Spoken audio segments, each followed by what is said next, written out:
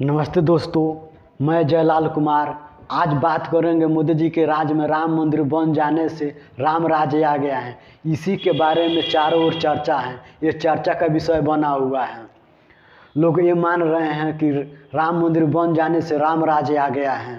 पूरे देश में, पूरे भारत में राम राज्य आ गया है। चारों ओर शोर मचा हुआ है राम राज्य की। राम राज्य हमारी संस्कृति का एक अंग है। राम राज्य में हमारी आस्था है, हमारी विश्वास है। हम राम राज्य में विश्वास करते हैं। राम राज्य के नाम सुन कर के हम खुशी से झूम उठते हैं। जो लोग राम राज्य के बारे में बात कर रहे हैं कि राम मंदिर बन जाने से राम राज्य आ गया है, वो लोग राम राज्य के बारे में नहीं जानते हैं। अगर राम राज्य आ गया होता तो लोकतंत्र के जगह पर राम राज्य होता।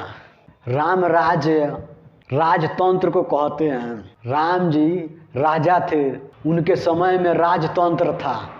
तो दोस्तों, आप लोगों को राजतंत्र के नाम सुनते ही आप लोगों के मन में एक प्रश्न उठ गया होगा कि राजतंत्र में जनता के हाथों में कुछ नहीं हुआ करती थी, लेकिन लोकतंत्र में जनता के हाथों में वोट देने का अधिकार है। जनता चाहेगी तो सरकार को गिरा देगी, जनता चाहेगी तो उठा देगी। आज जनता के हाथों में सब कुछ है। ये आपको मन में प्रश्न उठ रहा होगा, तो इसी पर मैं आपको जवाब देना चाहता हूँ। बताइए, आप लोगों के वोट देने से आप लोगों को क्या मिलता है? आपके हाथों में क्या है? अगर कुछ होता तो जनता गरीब नहीं होती, लाचार नहीं होती, बेरोजगार नहीं होती। आज जनता गरीब है, लाचार है, बेरोजगार है।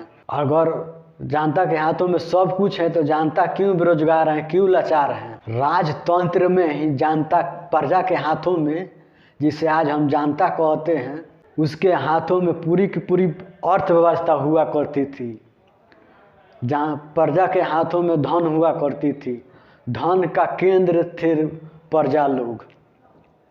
प्रजा लोग गरीब हुआ नहीं करते थे, बड़े बड़े धनी हुआ करते थे। लेकिन आज जनता गरीब है, बेरोजगार है। राजा के हाथों में रक्षा करने का अधिकार था, सुरक्षा करने का अधिकार था। राजा लोग देश के सुरक्षा करते थे, राज के सुरक्षा करते थे, प्रजा के सुरक्षा करते थे।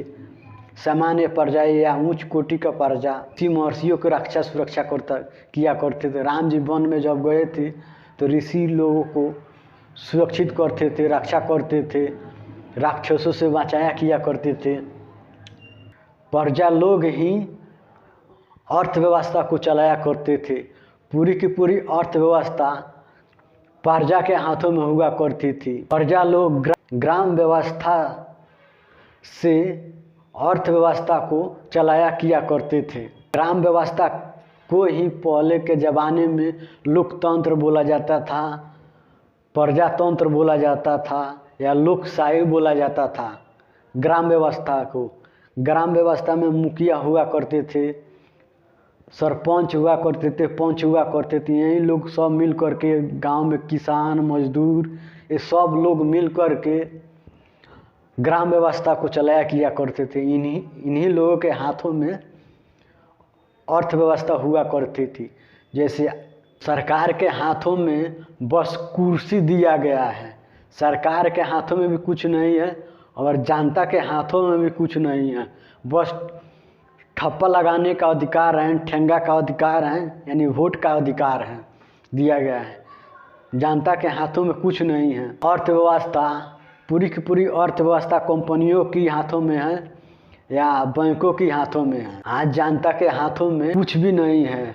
जैसे हम एक उदाहरण के तौर पे समझते हैं, आज किसान अपने फसलों का दाम नहीं तय करता है, क्योंकि उसका दाम तय करने का अधिकार नहीं मिला हुआ है। फसलों का दाम तय करने का अधिकार किसानों का बनता है, क्योंकि किसान ही खेत का मालिक है और फसल का भी मालिक है। तो अधिकार किसको बना? किसानों का। लेकिन ये अधिकार किसानों से छीन लिया गया है और ये छीन करके सरकार के हाथों में दिया गया है या कंपनियों के हाथों में दिया गया है। फसलों का दाम सरकार तय करती है या कंपनी तय करती है, लेकिन राजतंत्र में किसान अपने फसलों का दाम स्वयं तय करते थे।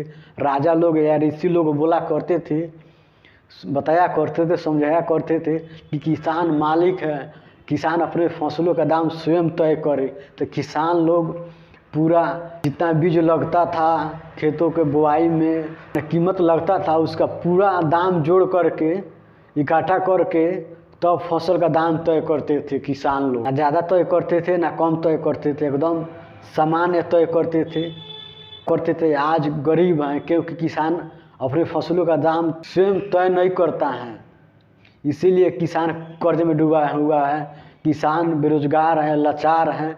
आज कर्ज में डूब जाने के चलते किसान फांसी लगा रहे हैं, जिसमें किसानों का अधिकार छीन लिया गया है। क्या उसको हम लोकतंत्र बोलेंगे? ये लोकतंत्र नहीं है, ये लूटतंत्र हैं, गुलाम तंत्र हैं। आज भी हम इस तंत्र में गुलाम हैं।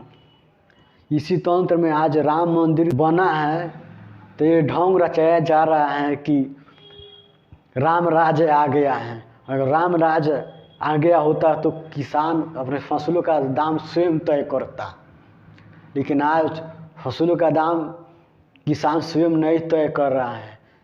इसके फसलों का दाम सरकार तय कर रही है या कंपनी तय कर रही है। आप लोगों के ये वीडियो पर समझ में आ गया होगा तो वीडियो को लाइक, सब्सक्राइब एवं बेल आइकन दबा दीजिएगा। जय हिंद।